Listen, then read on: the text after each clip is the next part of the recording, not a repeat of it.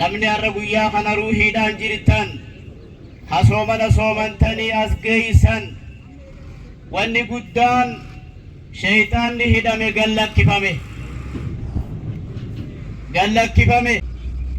ramadaanni bahe rabbiin ramadaana keeysa gabbarru sun ni jira jedha keenya bakka tana haalaan rabbiin sun ni jira taraawwiin salaannu sun ammas numa jirti bakka tana haalaan rabbiin sun ni jira taraawwiin salaannu sun ammas numa jirti guyyaa kaan shayxicha kanaa fayyaadame namtichi muslima hin tahin san dhufe haga ollummaadha sheeka san irraa waan bareef aalima san irraa waan bareef dhufe gaafate hoggaa gaafatu baaldii mana shayxichaa keessa taa'u aalimtichaa keessa taa'u arge baaldiin kun qixa sagaraa isaa akka jirus hubate aalimticha kana gaafate Hasan al-Basri jedhin aalima kan sun ni jira taraawwiin salaannu sun ammas numa jirti ramadaana qofaa miti namni rakaa 11 salaatuu danda'us ammallee itti fufuu danda'a halakki 11 miti sagalit gabbuuseetiin salaatuu danda'a jedhus itti fufuu danda'a nabii salaati alayhi salaam harakaa 7 salaata jedhus 7 itti fufuu danda'a ishaa'ii boodarra khashaniin danda'a jedhus akka humna isaatiitti 5 itti fufuu danda'a khayrii ramadaana keessa jammare kun amniti kun akka isaa itti fuftu jechuudha halakki 3 danda'a jedhus 3 itti fufuu danda'a eega rakaa sunnaa ishaa'ii salaati boodarra bayaanaa mi dubbii diyatuun ifaamii akka kana kun sadaqaan ramadaana keessa hiyyeessa gargaaruun harqaleeyyii bira dhaabbachuun yataamoota gargaaruun itti dabarse sun ammas itti fufa fuulduraafis haqni ollummaadhaa kan ramadaana keessa tiifachaa turre sun ittuma fufan mallee islaamummaan hamma ruuhiin teenya nu keessaa baatutti itti fufa wanni guddaan nuti eeggachuu qabnu dhimmoota hawaasummaa wal qabatu ollummaa wal qabatu haa eeggannu ollaan gala wal kutuun daangaa walit dabruun manarratti wal dhiibbaa walit gochuun lafarratti wal muggutuun mana adii wal dhaabuun haqa ollummaatii miti zamana dur namni tokko ollaan isaa musliman turre nama muslimaatii miti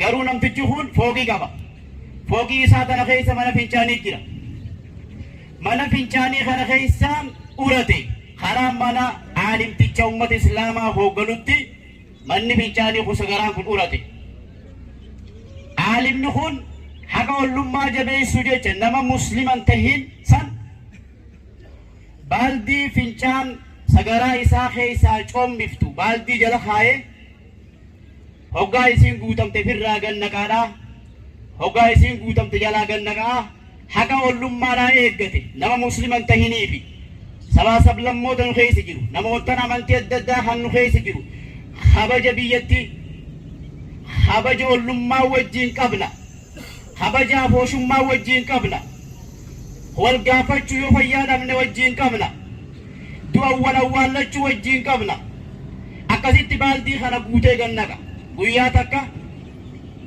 namni muslima hin ta'in sun fayyaa dhabee aalimtichi ollaa isaati waan ta'eef dhaqee gaafatee du'aa godhee fi namtichi fayye guyyaa kaan shayxicha kanaaf fayyaa dhabe namtichi muslima hin ta'in san dhufe haqa ollummaadhaa sheeka san irraa waan bareef aalima san irraa waan bareef dhufee gaafate hoggaa gaafatu baaldii mana shayxichaa keessa taa'u aalimtichaa keessa taa'u arge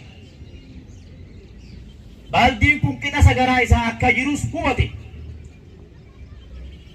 aalimticha kana gaafate Hasan al-Basri jedhin aalima kan maali baaldiin tun jennaan bar sagaraa teessa tanaa uratee asiin gaccoommisa saniifiin gidee isiin guutamte firraa jalaa gannaqaa akkanuma jiraatu jiraa jee ajabanji guyyaa meeqaaf sitti urattee jeen waggaa 20 akkana sagaraan teessan tun cimmisu jirti wanni guutamuu dhabdeefis jalaan irraa yaa'u jirti jee kara kiyya kanatti anaa jalaa gannaqaa ture jee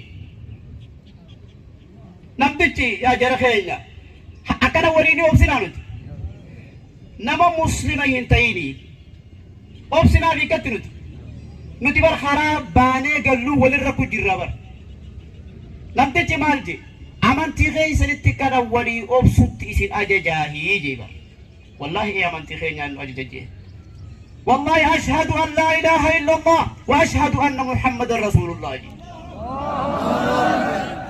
أمنتي ديانا ولي أرسلنا ما أجد الرامنتي غير اتفاق يدما نبون نسميسي نوفي أمنتي دودا غرانو بدي أجر خي warri itti fayyadame guduunfaa rabbi bira kaayyate addunyaa gubbaadhaa deeme seenaa isaanii dhaabbanne dirree guddaa gubbatti irraa haasa'u jirra har'aanta.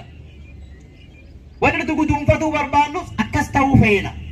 Akka tokko tokkollee haa taanu akkanumaa wajjin saffii jara sanii dhaabbachuu barbaanna. Wanni akkanan nama tolchu namni ganama ayyoonii fi dammaqe ganama ayyoonii fi amantiirra guddate booda hawaasa isaatii gaaddisatti ta'a. bulchiinsa gaarii ta'a, poolisii gaarii ta'a, caaseeffama gaarii keessatti imaama ta'a, mu'azzin ta'a, nama namni abdatee dubbiirra guutatu ta'a, abbaa murtii ta'a. Yoo ganama guddisni bade ammoo rakkoo ta'a. Seenaa takkaan nu dubbadha, hangwanan nuuf wal jala dhufu dhiifamaa wajji. Ilmaan yooniif diinirra guddatan guyyaa takka abbaan tokko ilmoo takka qaba. Haadha manaa takka qaba. Ilmoo tanaa fi haadha manaa quban qabu. Li'annahu amala hashiish dhugaa waan habbuuqanis ni habbuuqaa yeroon inni mana galu yeroo sakkare booda. Haati tun ilmoo isiidhaa tana diinirra guddifatte. Inni yeroo dhufu ammoo wanni inni laabu mobaayila isaa keessatti ergaa atuu yoo agarte mataan si guddatu si suuqannaa san mobaayila isaa keessatti daawwata. Guyyaa takkaaf daa'imni isaa halkan keessa hirribaa kaate mijiyyootan ammoo haadhaa guddisu jira. Itti rakkattee isii guddisu jira.